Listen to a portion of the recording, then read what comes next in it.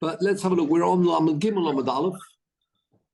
Before we move to the last Mishnah of the whole Masechta, which we might have seen a little bit of it before, but it's nice to see, hopefully, the whole Gemara that goes with it, that backs up. So, yeah. I'm getting some feedback, Peter. If you could put everybody on mute, that'd be good. And hopefully we'll see some others as we move along.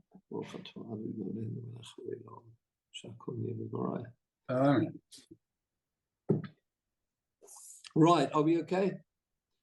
Thank you, Peter. Right, we're at the, so remember, so a long Tosfos there, but we picked up some points that we needed, and the bottom line was, and I said, well, perhaps we'll come back, we'll revisit this if we get a chance, which was, remember we said there's a machlokas between the Sephardim and Ashkenazim as to whether ladies make a bracha. Yes, we do pass that it's optional. Got Malcolm with us? Good, Malcolm. Remember we said whether it's the mitzvahs asay shas mangaroma optional, but the concluding piece was, hello there, the concluding piece was it's optional for ladies to perform mitzvahs dependent on time, positive mitzvahs, and I say more of that to come. The question is whether you can make a bracha. And then, as I say, the halacha, according to the Sephardim, is no brachas recited. Of course, a man could be motzi them, but they don't need to make a bracha at all. Whereas, according to the Ashkenazim, yes, ladies can make a bracha. They're not compelled to. Well, compelled. There's no mitzvah for them to hear the shofar on Rosh Hashanah, or indeed shake lulav or sit in the sukkah. But if they want to, good luck to them. And they can make a bracha too. So there's no reason why not. But let's pick this up now. It's just about half a dozen lines up from a bit more than that, actually. So the first of the wide lines of Lamed Gimel Omid Aleph. And that goes back to the Mishnah, people may remember, but I will remind people, where the Mishnah says, oh, no, that's a bit about the Noshim. So we have done that. 1, 2, 3, 4, 5. It's 6 lines up from the end. 6 lines up in Lamed Gimel Omid Aleph. And it goes back to the Mishnah, but I'll tell you what it says in the Mishnah. If you remember, it says, Avol misaskim bohem ad she yilmadu. You can busy yourself with the children until they learn, as we'll see, the mitzvah of chinuch, to teach the children how to blow the shofar. Let's pick the Gemara up now. 1, 2, 3, 4, 5 lines from the end. Yeah, can I just ask why the custom of women putting on tefillin was abolished? I mean, if Michal Bas Shul did it, as you said last week. Going back to the ladies. Yeah. Oh no, yeah, I was continuing on the Gemara. Yeah, Nachas tefillin, yes. We'll see. We'll have a look a little bit more on this tshuva of Reb Moshe, which I may have mentioned before, but we'll bring that up. Let's see. Let's just finish this off first, and we'll come back to that. This is talking about not the ladies, talking about the men. Busy yourself with the children. We're talking here about the children. That was the end of the Mishnah. Until they learn, you can teach kids on Rosh Hashanah how to blow the shofar. Omar Rabbi El-Ozor. Now the Gemara says here, Afilu b'Shabbos. Even on Shabbos you can, not normally the minute, but nevertheless, strictly speaking, you can be teaching kids to blow the shofar on Shabbos. If you're actually, we know we're not going to be blowing on Shabbos, but you can teach them. And the point there is that blowing the shofar, it's not a malacha, it's called a chokhmah. Now, we don't blow on Shabbos, and we've said that before. A person may forget and carry in the street, but to teach kids for Rosh Hashanah that would be coming, even on Shabbos, that is permitted. And let's just continue on with that. Tanya Nami Hachi. There's even a brisa that says the same as Rabbi Loza. And don't forget, brisas are adjunct, was extra to the Mishnayos. Not everybody knew them. It's not actually specifically mentioned in the Mishnah. Tanya nami hochi misaskim bohem ad sheyilmedu afilu b'Shabbos. Even on Shabbos. At this point, let me just quickly get a Shulchan Aruch for you.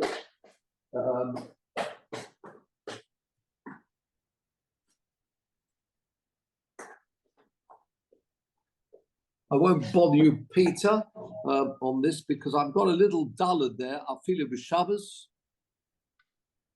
And this is mentioned actually in the Rambam, Perek Beis of Hilchos Shofar. The Tur mentioned it in Tov Kuf Pei Ches, actually. It doesn't appear in the, I've got it here in the Tur Orach Chaim Simon Tov Kuf Pei Ches, about teaching children, but it doesn't appear in Shulchan Aruch about teaching them on Shabbos as well. But there's no reason why they shouldn't be taught on Shabbos, because I say it's a chokhmah rather than, and it's for a mitzvah, that's the point. And that's mentioned in the Rambam, Perek Beis Halacha Zayin. Let me very quickly bring, I could actually ask you to have a look at that, but be quicker probably if I just bring it up here in the Rambam. Mishnah Torah, Hilchos Shofar, Hilchos Shofar, it's in Perek Beis Halacha Zayin. It's a short one. And even on Shabbos, you can teach them even on Shabbos. She'ena Yom Tov Shel Rosh Hashanah Kadei Sheyilmedu, in order to teach them. So this halacha actually does come up in the Rambam. Even on Shabbos, you can teach them because it's part of chinuch. And therefore it would be permitted. And I say I've got the Rambam in front of me. We don't need to follow that up. That's not normally practiced, but blowing the shofar on the Shabbos, even to teach. But nevertheless, strictly speaking, it is possible. And I'll say the Rambam quotes that. Let's just move on a little bit because the Gemara goes on and says the following: the ein ma'akvin hatinoikos militzkar. 4 lines up. So you busy yourself you can teach them. Certainly on Rosh Hashanah itself, be teaching them. And then it says, ein ma'akvin, don't stop them blowing. If they want to blow because they're practicing, younger people, say children, don't stop them. Ein ma'akvin atinokus militzkar b'Shabbos, don't stop them blowing if they want to blow. And then Gemara, the Brisa goes on to say, "Ve'ein tzorech loma b'Yom Tov." Certainly on Yom Tov as well. There's no reason why they can't. But it's very interesting, these 2 parts to this Brisa. Says the Gemara, "Ho gufa kashya." It's very strange because the Brisa says, "Misaskin bohem ajil," busy yourself directly with them until they've learned how to blow. Ba'afilu b'Shabbos. Alma, from there you see lechatchila. You can initially go and train children to blow the shofar. Omrinun tiku. We tell them, go and blow the shofar. We'll be standing next to you. Go and blow it. For Hodatona, later on it says, ein ma'akvin. Don't stop them blowing. Well, that's very strange. You just said you yourselves can go out of your way to teach them. And then it says, don't stop them blowing. And says the Gemara, Ikuvahu delo ma'akvan, don't stop them. But it sounds like lechatchila lo omrinun tiku, but you wouldn't go ahead and tell them to blow. Don't stop them blowing. Do you understand the point? We've got 2 statements in this bride. So the first part says, teach them directly till they can learn, till they understand how to blow. And then the second half of the brisa says, if they're blowing, don't stop them blowing. What you've just said in the first part, not only is don't stop them, go ahead initially and teach them. Says the Gemara, lo kashya, the last couple of words of the page before we turn the page. Lo kashya kan v'kotten shehigia lechinuch. Kan v'kotten shelo higia lechinuch. Have you got at the top of Lamed Gimel Omid Aleph? There are two different ages. What does that mean? Look at the top line of Rashi. A cotton shehigia lechinuch, a child who's reached an age that he can be taught and can understand. And the very interesting halacha about what age that is depends on every child. You have some of these very sharp kids that earlier, younger maybe, they're already in the mitzvah of chinuch. So if they are in that mitzvah of chinuch, let's say a 10-year-old, 11-year-old, says the Rashi, top line, misaskin bohen, busy yourself, go ahead out of your way and teach them. So that they should learn. And certainly you're not going to stop them blowing, because if there's a mitzvah of chinuch, go ahead and teach them. However, if there's no mitzvah of chinuch, they're younger, then no point teaching them how to blow because they are underage. If they obviously don't have the sense to be able to understand how to blow, and we've got a whole long Mishnah coming and Gemara explaining exactly how to blow. I don't mean technically how to blow, I mean how to blow correctly with the right notes. If they are too young to appreciate that, too young even maybe to be able to blow properly, then if they're blowing, don't stop them. But no point teaching them because they're too young to be taught. Very interesting. The mitzvah of chinuch, as I say, depends on the age. It may depend on certain mitzvahs. Certain mitzvahs may be more difficult for kids, and therefore they'd have to be a little bit older until they actually would appreciate and understand what the mitzvahs are that they need to be doing. So let's summarize again. If they are old enough to be in the mitzvah of chinuch and they will know, if they're taught, they'll be able to blow, go ahead and teach them. If they are younger and there's no mitzvah of chinuch yet, a much younger child, a 5-year-old, 4-year-old, then there's no mitzvah of chinuch yet. So don't busy yourself teaching them. There is no mitzvah of chinuch. But again, depends on that age, depends on the sharpness of the child. And Malcolm's got a question for us. Well, just is there an age for when they are eligible to be trained? No, that's why I say it depends. The lashon of the Gemara is kol echad lefi churpei. Churpei means how sharp he is. So some kids could be 7, 8. Some kids could be older, younger maybe. I mean, a bar mitzvah age. Oh no, bar mitzvah, that's not chinuch anymore. Then they are, whether they like it or not, they're considered an adult. They can make up a minyan.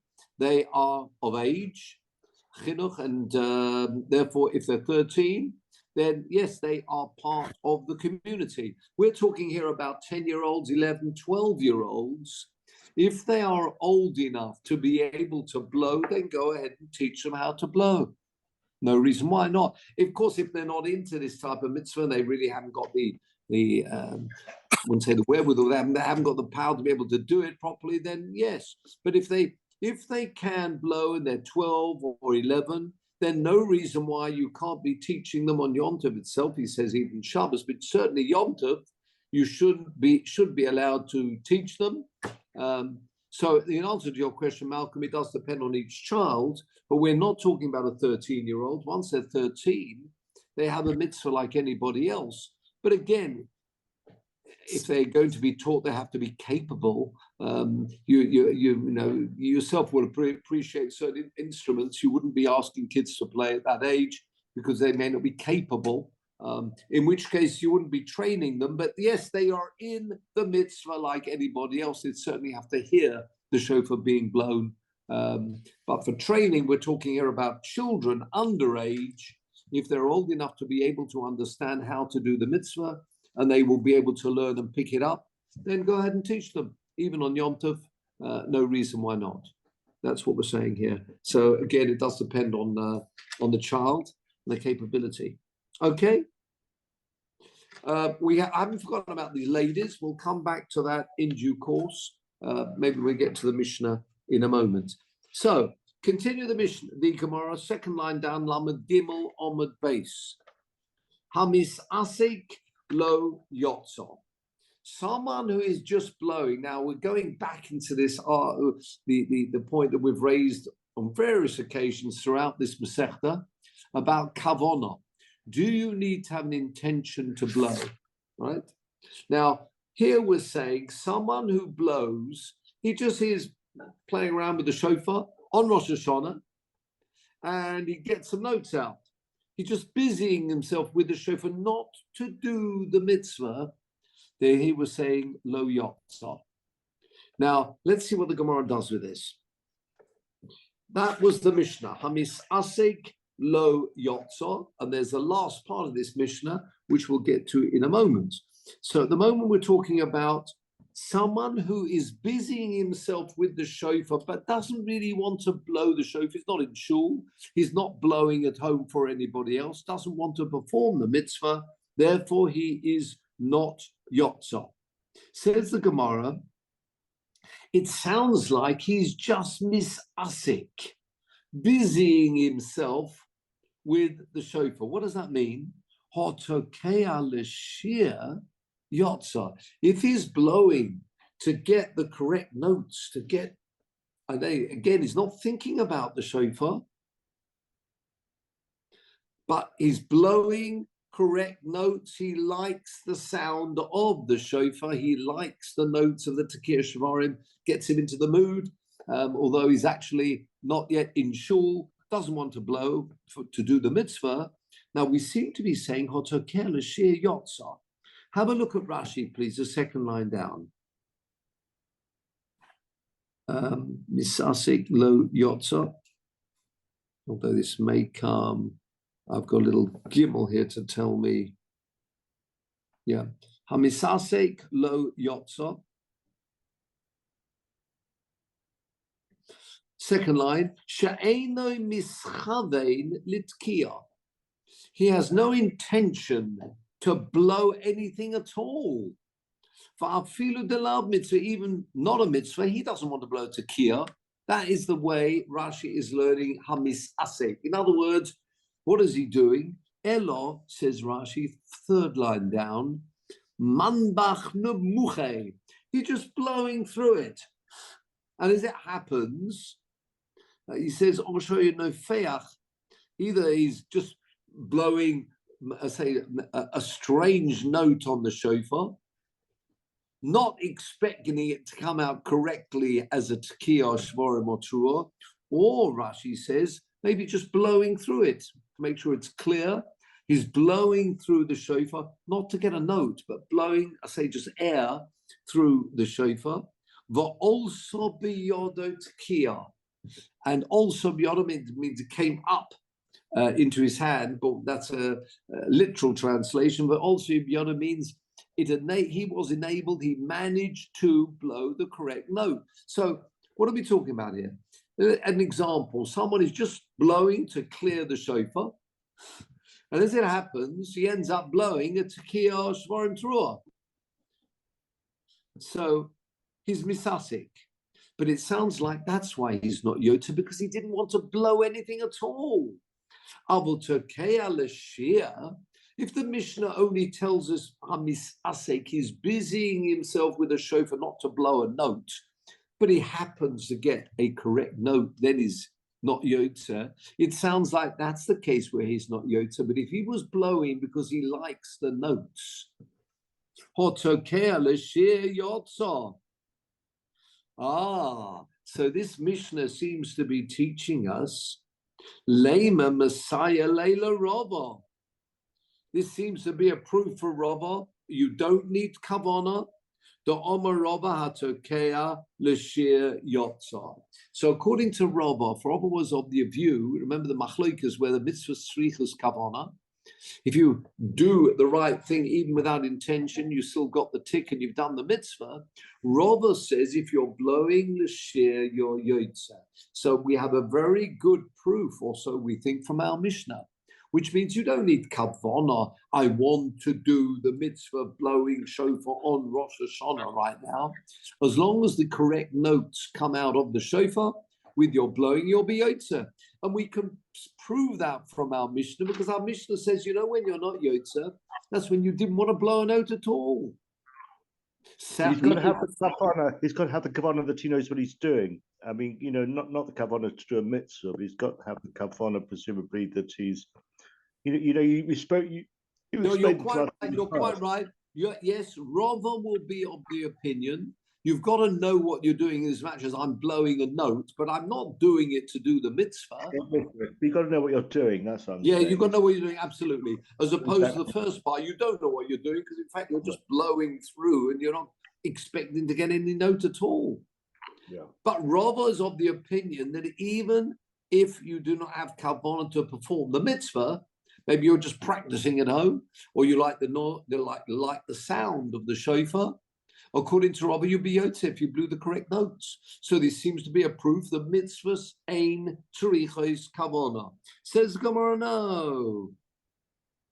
Dilma tokea l'shir nami misasik korile. This word misasik, which is used in the Mishnah, means he's busy. Lihitasek, yeah. Misasek, busy him, he's busying himself. Maybe included in that is if he was blowing, even expecting to get the correct note. Even then he's not yotzer. Are you with me?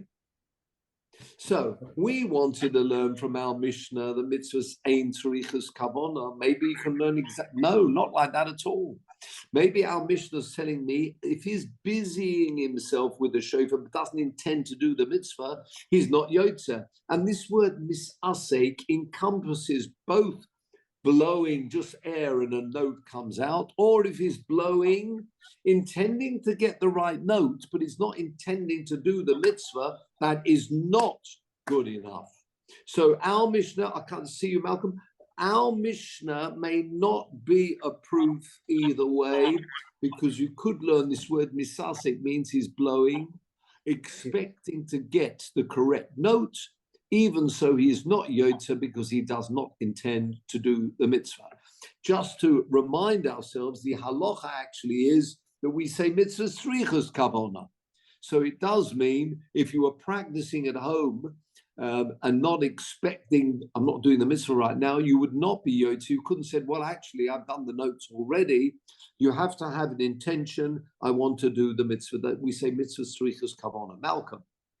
I wanted to just ask about this word shiur, which suddenly comes into the discussion because, well, two things. One is that they're quoting, is it Rabbah? Yes. Who somewhere said, is it? Yes. Is there somewhere? Was it some previous? Oh, we've got it. Have a look. Sorry, I missed. Yeah, no, you've got a superscript next to the word hatokea. A little in mine is a little aleph. I have. Oh, hold on. Fourth line down, next to the word Rava hatokea, I've got a superscript, a little note. In mine, it's an aleph. Then other people got an aleph there. I've got a sort of squiggly thing, or something really should be like a letter. Asterisk. Oh, Dilma, I've got bet. No. In the Gemara where it says Rava hatokea. Yes, there's a sort of star. We should have a letter to it. Don't know what you've got in yours, other people. But anyway, it takes. What have you got in your? We do have one. You've got Atokea L'Shir Yotza.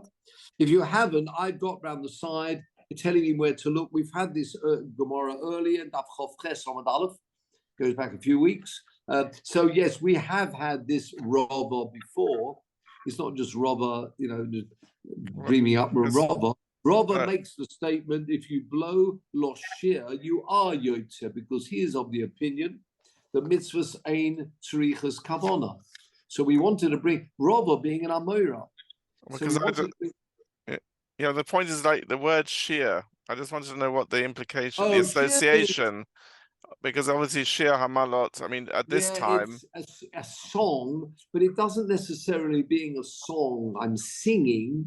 A Shiur could be, I'm doing it for the musical enjoyment.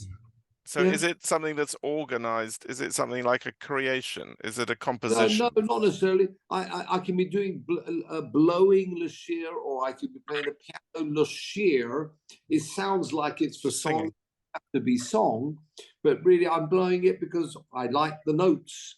So it's a song in that way. We always think of a song, people actually singing songs, Shiur, but here we're saying how to care Shiur because he likes the sound, it's for the music. No, I understand, but what I'm saying is it's very unusual to sort of use the term with the terminology, with the idea of the shofar. I mean, because I see what you mean. The concept, and then also that it doesn't necessarily correspond to the notes, of the Tekiah, Shavarim thing, the idea of Shiur. So no, I'm with you. But in Hebrew, we can use the word Shiur even for musical instruments as well, not just. No, I understand that it can be instrumental, but I'm just saying that in, let's say, the literature, or going back, I mean, in the Mishnah, yes, it doesn't use the word Shiur, does it? No, it doesn't. That's the problem. In the discussion, it's sort of come in. Yes, it has. At some point, it's no. We've got the Mishnah. The Mishnah says he's busying himself with the shofar, not to do the mitzvah. The question is, what does busying himself do? Does it mean he's just blowing through without trying to get a note, or does he actually want to get a note because he enjoys the sound? That's Shiur. He's doing it for musical enjoyment. That's really how it's being used here. That's what we don't know. And it could well be that when the Mishnah says somebody who busies himself with the shofar is not yotze, it may include also, if he's blowing it, he enjoys the notes and he's actually blowing the correct notes, the Tekiah, Shavarim, Trua, Tekiah. But he's not blowing it to be yotze the mitzvah. He's going to shul later on. But then could it? Yeah, I was thinking maybe it could be a sort of an example of where you have a different opinion about what the implications of Shiur actually are. So for Rava, Shiur entails something which is corresponding to what you should be doing with the shofar, like blowing the calls and doing the thing. Whereas for everyone else, it's Shiur is not doing the correct thing. Shiur is doing something else, but it's not doing the intended. Not the correct notes. Our Mishnah just says hamis asek, somebody who busies himself lo yotza. Now, when we say this word Shiur here in the Gemara, we mean blowing the correct notes, but not blowing it to be yotze the mitzvah, blowing the correct notes, Shiur. You're right, Shiur doesn't have to be the correct notes, but in our example it is. He's blowing the correct notes, but he's not blowing it because he wants to do a mitzvah. Hello there. But he's blowing it because he enjoys Shiur. It's just for musical, I wouldn't say appreciation, musical enjoyment. That's really what we're saying here. So it is important that he's blowing the correct. If he's not blowing the correct notes, then there's no question whatsoever anyway. If he's not doing the right notes and it's not long enough, as we'll see later on in the Mishnah, then there's no question. The question doesn't arise because he hasn't blown the correct notes. We're talking about someone who blows the correct notes, Shiur, as a song. Maybe it is, and he's got someone in the house who's singing with and humming with, and he's blowing the same notes, the correct notes. The notes would be right in shul, blowing for someone else, but he has no intention to do the mitzvah. So according to Rava, he's done the mitzvah. He has done the mitzvah. He's ticks the box because he actually blew the correct notes. According to others, and that's how we paskin, no. You do have to have an intention. I'm blowing to do the mitzvah. I'm not blowing it because I'm a great, my appreciation and I enjoy the music. You've got to blow because you're blowing it to perform the mitzvah. But you're quite right. You've always got to be blowing the right notes, because if you're not blowing the correct notes, length, we'll see later on, then without doubt, you're not performing a mitzvah. Okay? Now, but then the last part of the Mishnah. Just when the Rashi says, Misasek Kudalo, She'ena Miskavenit Kia, Vafilu to love mitzvah. And what do you mean by adding Vafilu to love mitzvah? I don't understand what he means there. She'ena Miskavenit Kia, Vafilu to love mitzvah. He's not. Yeah, he's not. That's the point. What Rashi's adding there is saying he's not machavim for tefikia. He's not even machavim to. That's the point. He's not machavim to blow the correct notes, not for a mitzvah. If you see what I mean. Afilu the love mitzvah. He's blowing it not to do the mitzvah. He's not got any form of kavod. He's not got any form of problem. No, more than that. He has no intention to blow a note, even if the note was not for a mitzvah. He doesn't even want to do that. It's much less. This person, according to the beginning, when we said he was just blowing through a shofar, he doesn't want to blow a shofar for the tekiah. And not only that, he doesn't want to blow the correct notes, not for a mitzvah. It's less even than that. That's what we think. But if he was blowing Shiur to blow the correct notes, but not for the mitzvah, we thought that maybe you would be Yotze. Well, Robert says, that's quite right, you are. And he's probably bringing this mission as a proof.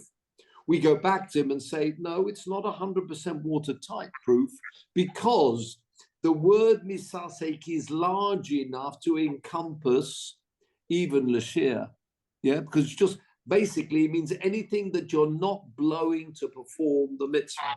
So we don't quite know what pshat is in the Mishnah, so it's no proof. A proof has got to be watertight. Malcolm. I'm sorry to follow you, but there is actually a basic question which I had a few weeks ago, and it's still around.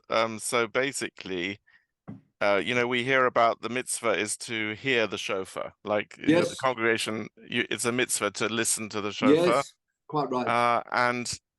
But it says it's a Yom Teruah, which means it's the day of blowing the alarm or something. Doesn't specify. So the question is, in what sense is to blow a shofar a mitzvah? Is it because you are enabling people to hear it, or is the actual blowing of it, has it been commanded? No, the first. It's Yom Teruah, a day when the Teruah should be heard. Now, the only way you can get it heard is if somebody blows a shofar. So you're quite right. You notice the bracha you make does not say litkoya shofar, but lishmaya kol shofar. The mitzvah is hearing the shofar blown. So it's not the and it's that's quite an important point, because otherwise, if the mitzvah was blowing, then every person would have to blow a shofar. The mitzvah is not blowing. The mitzvah is hearing the shofar blown by someone old enough to be able to do the mitzvah. So it's an enabler. You're quite right, it's an enabler. So this person who's blowing, if he's blowing just because the musical entertainment, he's not blowing it to do the mitzvah, he's not Yotze, if you say mitzvah tzrichas kavana. So you've got a combination of blowing the right notes with the intention, then what you hear is therefore a mitzvah. You've heard sounds of a shofar blown with the intention of doing a mitzvah, and the mitzvah is the hearing, not the blowing, quite right. So that's very important. The mitzvah actually is hearing the shofar blown on Rosh Hashanah. So what about this person who's blowing And the last part of the Mishnah says, Hashomeya min hamisasik lo yotza. Someone who hears from someone who's only blowing it. Let's stick with the simple way, which means even though he's blowing because he enjoys the notes. He's not yotza because he doesn't want to. He has no intention to do the mitzvah. Very interesting. Someone in the house overhears him practicing first thing in the morning. Right? There he is practicing in the morning, and someone else in the house hears him blow. Have they fulfilled the mitzvah? Well, the Mishnah says no. Someone who hears the shofar being blown by someone who does not have an intention to do the mitzvah is not yotza. Yeah? Hashomea, have you got it? Mina misasik lo yotzo. 6 lines down. Someone who hears from someone who is blowing not to perform the mitzvah, the person who hears that other person is not yotza either. With me? Says the Gemara, but Hashomeya min hamashmiya la'atzmoi. Whoa. What can we infer from the Mishnah? If someone was blowing for themselves privately and they want to do the mitzvah, they're at home, they're not in a shul, let's say, but they're blowing the shofar to perform the mitzvah. Now that's perfect. Someone else is listening to that, unbeknown to the person blowing the shofar. Are they yotza? It sounds like Avala Shomea min hamashmiya la'atzmoi my yotza. Because the Mishnah says, if you hear from someone who's blowing a shofar not to perform the mitzvah, you're not yotza. The inference is that if you heard from someone who is blowing the shofar for himself, not for anybody else, then you would be yotza. Says the Gemara, Lema ha tahavati ufta de Rab Zera. This comes as a question against Rab Zera. What did Rab Zera say? Da Omer le Rab Zera l'shamei. Rab Zera said to his helper, and his helper was blowing the shofar. Maybe he was not that strong, didn't blow the shofar for whatever reason. He said to his helper, please, ichavein v'tokali. Have me in mind, please. When you blow the shofar, Rab Zera said to his helper, have me in mind and have me in mind that you want me to fulfill the mitzvah. Now, the question is, hold on, yes, Robert. Yes. So my question is, don't all mitzvahs require kavanah? Yes. Mitzvahs. So why do they specifically mention it in this particular case? Because they all require kavanah. It's a given. No, you're quite right. A mitzvah needs kavanah. So there we have an individual, your uncle, blowing the shofar with kavanah for himself privately. He's not blowing in a shul. This person's blowing privately. Unbeknown to him, there's somebody upstairs, perhaps not well, not going to shul. They hear the shofar being blown by this person who had intention to do the mitzvah, but did not have in mind to blow for the other person. In a shul, that wouldn't happen because the whole point is when you're asking someone like Malcolm to blow the shofar, you're blowing for the community. And of course, you've got in mind, you're not actually specifically, you've got a whole list in front of you, it doesn't matter. Whoever you've set, it goes without saying, that's your job, you're blowing for the community. And of course, you're being made to see that. But if you were blowing individually in your house and you didn't know anybody was listening, and you blew with intention for yourself to fulfill the mitzvah, like Robert's point, what about someone who's listening? Would they be yotze automatically, if you're like jumping on the back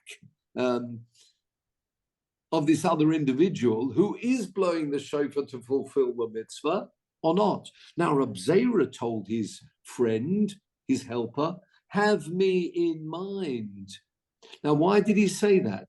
It sounds like he said that because if you don't have someone else in mind, the other person would not fulfill the mitzvah. So, Robert, it's your point, where not only do you have to have in mind to blow the shofar, you've got to have in mind that I'm blowing for other people as well. But from our Mishnah, the inference from our Mishnah is no. If you blew the shofar for yourself, doing the mitzvah, anybody else could jump on and perform the, because you'd had intention to blow for yourself. So the sound of the shofar, back to your point, Malcolm, you see, it's a sound of a shofar from someone who wanted it to be a mitzvah. So I might have thought someone is listening to sounds which are produced to do a mitzvah. Reb Zera says that's not enough. You cannot just jump on to a sound which is being blown to perform a mitzvah unless the person blowing has in mind, I'm blowing for other people as well. Well, which one is it? Says the Gemara. No, you're quite right. Maybe the Mishnah means that as well. So why did it say hamis, someone who hears from someone who's the lashon is hashomea min hamis asek is not yotzer. Dilma aidi the toneration misasek. As the beginning, the Mishnah was talking about someone just busying themselves, and where they didn't want to perform the mitzvah. That's why the Mishnah, we often find that the same language is used later on in the Mishnah, but it doesn't mean only that case. I did a toleration misasek, as the Mishnah mentioned earlier on, misasek, the same verb is used at the end of the Mishnah, but it doesn't only mean misasek. So again, misasek means you're blowing without an intention to perform the mitzvah. That was very important in the first part of the Mishnah, which says someone who is misasek is not yotze, even if you're blowing the correct notes. That's why it means misasek. That was very important, the first part of the Mishnah. The Mishnah then carries on talking about that same misasek. If he is blowing and someone else listens, they wouldn't be yotze. But in fact, the same halacha would apply even if the person blowing was blowing to perform the mitzvah. You cannot just jump on to someone who is blowing for a mitzvah. The person blowing must have in mind he's blowing for other people. So again, there's no proof. Is that clear? There's no proof from the Mishnah that when it says Hashemea mina misasek, it means only someone who's blowing and has no intention to fulfill the mitzvah. Maybe this word misasek is used because it's the same verb used in the beginning. Don't forget, all these Mishnahs are learned by pair. So we want to try and keep the same words coming through. So they use the same words in the last part of the Mishnah. But in fact, it doesn't mean the misasek here, who's blowing not to do the mitzvah. Even if the individual was blowing to perform a mitzvah, someone else cannot just jump on the back of that. It's got to be someone who has in mind to blow for other people. Malcolm. Yeah, well, you probably know what I'm going to say, because I'm the previous Mishnah when it said if you're walking past Yes. A shul and you hear the sound of the shofar. Yes. Okay, so the blower, as it were, had in mind the community. Yes, but not necessarily. Well, you're right. A good point. But normally, what it means, and that's probably very important for yourself. When you're blowing the shofar in a shul, you don't think to yourself only those people, because there could be somebody just outside the door who hasn't come in yet. You know, he's rushing in there, he's a little bit late or whatever. He just went outside for a moment, and he's outside the door. So the person blowing in a communal gathering, in a communal setting, would normally have in mind, I don't have to be specific about that, you'd say, I'm blowing for anybody who wants to do the mitzvah. Here we go. Anybody who wants to jump on the top of this, that's fine. So in that example, it could even be somebody who's just walking past in the street, they would also do the if they want to join. Now you do it needs to work on both sides. If you say mitzvah srichas kavanah, back to Robert's point, you have to have an intention to do the mitzvah, but it means the person blowing has to have the intention to blow for other people as well. And you're not being specific, as I say, you haven't got a register in front of you. I am only blowing for A, B, C, D, E, but not F. You do need to know the actual names of the people you're blowing for, but you must have in mind, I'm blowing for other people, anybody, and you don't even need to think it goes without saying, I'm blowing for other people. And that's very different than if someone, let's say, was ill and blowing in their house, they, without thinking that, they could think that as well. They could say, I am blowing just in my house. Anybody who happens to hear and wants to join me, that's great. But that wouldn't be the norm. Because if a person would be blowing on their own at home, you wouldn't normally expect them to have that kavanah. Whereas someone who's blowing in the shul, that's what they've been asked to do. So you'd expect them, without saying that they're blowing, they're going up to blow for everybody else. But it is important that you have both sides, that someone is blowing to do the mitzvah, and someone listening saying, I now want to do this mitzvah. And obviously people coming to shul without actually thinking it, I mean, why are they coming to shul? They want to hear the shofar blown, not just because they love the way you blow, Malcolm. They also want to come to shul because there's a mitzvah to perform on Rosh Hashanah. It's not just the musical, the wonderful, the way you blow, there's the mitzvah too. Yeah, that's what we say.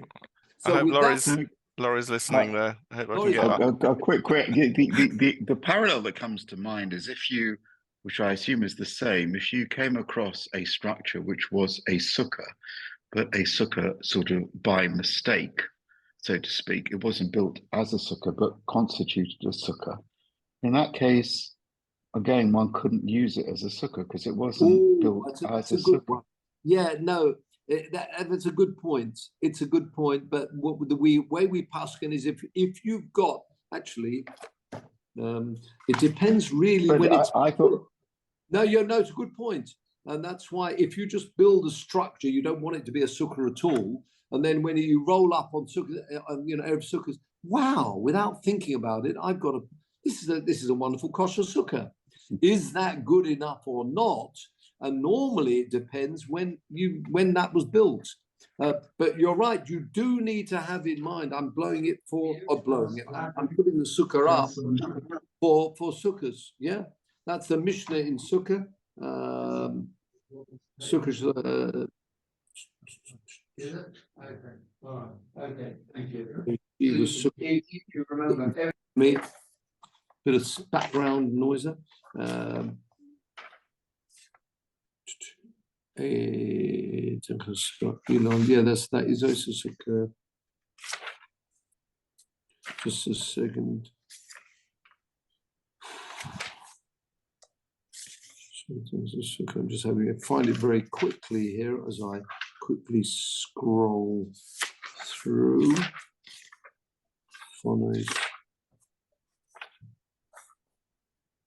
Oh yeah, that's the place to look it up.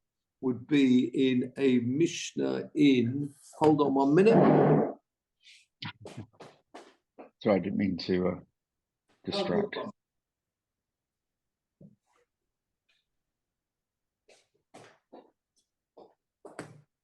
On the early Mishnayos in Sukkah, it talks about a Sukkah Yeshana, an old Sukkah.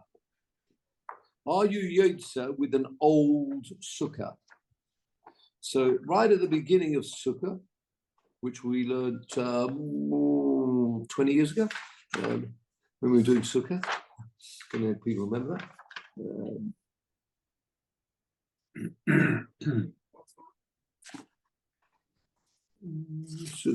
Here we are. Let me just find it very quickly if I can. Hold on a minute.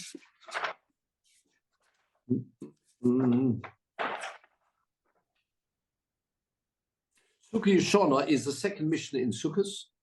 Sukkah Yeshana Beis Hillel, Beis Shammai say that's possible. So you're quite right. Look, according to Beis Shammai, it's exactly the same as a shofar, and that's no good. Beis Hillel, however, say it's kosher. Beis Hillel say no. As long as you've got the right, because the mitzvah is the sitting, not the building. It's not building the sukkah which is important. It's sitting in a kosher sukkah. So as long as, and that's exactly my point here. The mitzvah is hearing, not blowing. Yes, the mitzvah is hearing, and therefore you've got to have in mind when I hear to do the mitzvah. When you're sitting in a sukkah, this is a good point. The parallel would be you're sitting in a sukkah. That's where the person is. That's all they've got. And they didn't know it was a sukkah. And then afterwards, somebody tells them, that's an absolutely kosher. We were sitting in a kosher sukkah, and they didn't know. Have they done a mitzvah? Well, that's exactly the same. They're listening to the sound of a shofar, but they didn't know. They didn't have intention to do the mitzvah. We pasken, Tov Reish Lamed, here it is. Tov Reish Lamed Vov. Here we are. Sukkah Yeshana, it's kashera. It is kosher.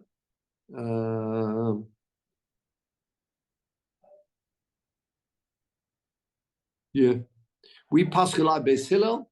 So as long as you've got the right structure, that will be a kosher sukkah. And the parallel will be sitting in there and then somebody tapping you on the shoulder and say, you're sitting in a kosher sukkah. You're joking. They've done the mitzvah. If you say mitzvah saying tzrichas kavana. If you say mitzvah tzrichas kavana, you'd say no, because they didn't know they were doing a mitzvah. The same with blowing the shofar.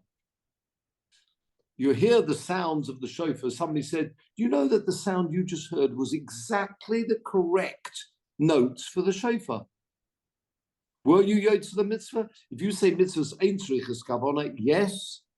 However, as Robert mentioned, we paskin mitzvahs tzrichas kavana, which means you would have to have in mind, I want to do a mitzvah. So that would be the parallel. Let's just conclude before we do the next Mishnah. We won't be able to do it today. But the next Mishnahs, just particularly for Malcolm and other people who are Baalei Tekiah, this really is, we might have mentioned some of this before. This is the place for blowing the shofar, the notes to be blown. The halachas come from the next Mishnah. Now we could, in this couple of minutes, probably rather than starting this next Mishnah, go back to that Shuvah of Rav Moshe. When we were talking about ladies, just before we start the next Mishnah, perhaps we should. Peter, have you got remember last week we were talking about ladies and mitzvah sasei shas mangaroma. So Peter, now, if you don't mind. That's right, thank you. The question that was raised, I don't know if I've got the first page of that. You may not have the first page, but that's the second page of this response of Rav Moshe Feinstein Zatzal. I don't think you got the front. I don't think you got the first page of that, or have you? Well, I'll go back to last week. I don't know if you have. I think that's the only one I sent today anyway. That page, which is good, it's fine. It's talking about ladies performing mitzvahs, and they were very good. No, it's about 2 lines on the previous page, but I don't think I sent it. But it talks about the principles of mitzvahs zman groma, which means positive mitzvahs. Remember, which are bound by time. And people were coming to, well, Rav Moshe was asked by another rabbi, ladies here insist and say they certainly want to do these mitzvahs, and they're saying that they must perform the mitzvahs, not just optional. They're saying it's a must. We're the same as the men, and we're insisting that all these mitzvahs, which are positive, time-bound, must be done by us. So he starts off by saying, he says the making changes like that, if it's a mitzvah seishas man garama, they were exempt. Now just come down a bit because we get ready, getting late. So it's getting very big here. Oh, right, here we are. Could you just move to the side? I can't see the whole. We have to make it slightly smaller this time, I think. Or move it to the side. A bit more. I need the whole. Bit more to the. Or can you make it smaller then? No. Oh, interesting number.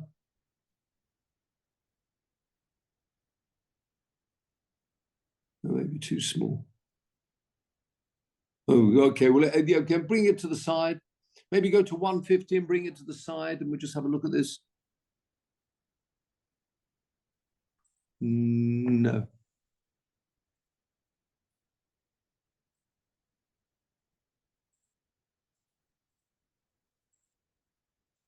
Right. Can you move it to the side? Well, you can't do that. I should do it a different way. 1 second, please. Sorry.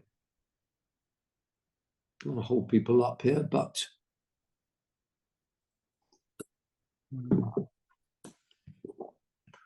as you did before, just put it on the screen. All right. Let's go pinch out for a bigger view. Okay. Bit of a pinch out. Okay, that's good. Zoom.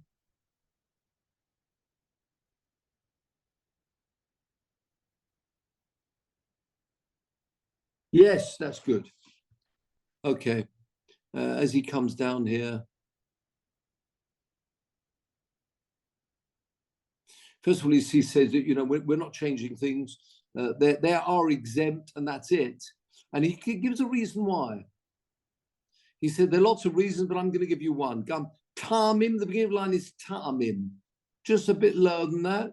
Lower, a bit more.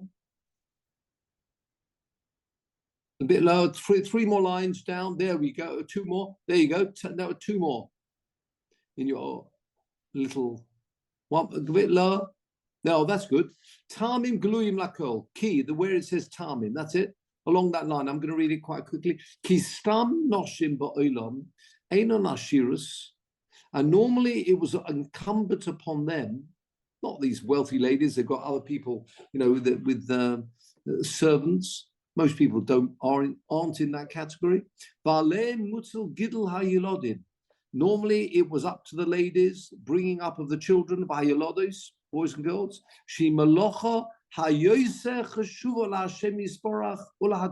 Most important, worrying about the next generation. In their nature. It's the ladies who have this wonderful way bringing up the next generation, yigdulu es hablodos, and he said the same with all creatures. They're not that exceptional in that way. It's the ladies who have this wonderful way of bringing up the next generation. Beginning of the line. That's why there's no obligation on them. He said in Torah as well. Uba mitzvahs aseh shehazman geroma. Nice Rosh Hashanah for you there. Uba mitzvahs aseh shehazman geroma. Shelochein therefore. Af im yishtane sido hachayim ba'olam. Even if the things change in the world. Gam l'chol hanoshim. And la'ashiras, there are plenty of wealthy ladies around that they can employ other people to do that job. B'chol hazmanim. Va'av Hand over that job to other people. It doesn't matter. Lo nishtane din haTorah. The reason of the Torah was to exempt them, enabling them, if they wanted to carry out the most important job of rearing the next generation. But aflo din drabonon, even midrabonon, they're exempt. And he said it won't help any battle against this because they are exempt. They can do the mitzvahs, but they are not obliged to do the mitzvah. Ki ein shum kerch l'shanos. Now, drop down. Oh, next paragraph. Ibra, it's quite true. The ikar reshus, they've got the permission. They can. L'chol ish l'kayim es ha-mitzvahs, shlo chivoson Torah. V'yesh lo mitzvah and schar. Oh yes, it's a mitzvah. They'll get reward. Al kiyam mitzvah seilu. And notice he brings the point we raised before. But gam l'shittas, according to Tosfos that we saw, Rishois gam levorech, as we know, the Ashkenazim, ala mitzvahs, ukomin hogenu, like our minhag, Ashkenaz, shemakayemis v'seshoifa, v'lulav, v'gam vorachos. Shim came. All right, okay. Now 1 minute. I'm jumping a little bit. Okay, drop down a bit. So clearly he's saying that the obligation's been taken from them to enable them to carry out the job if they so want, and in fact they're more suited for that, to be able to concern themselves with the next generation. Now I want to show you something else here. Look at the next paragraph. The Shainis, second point I want to raise.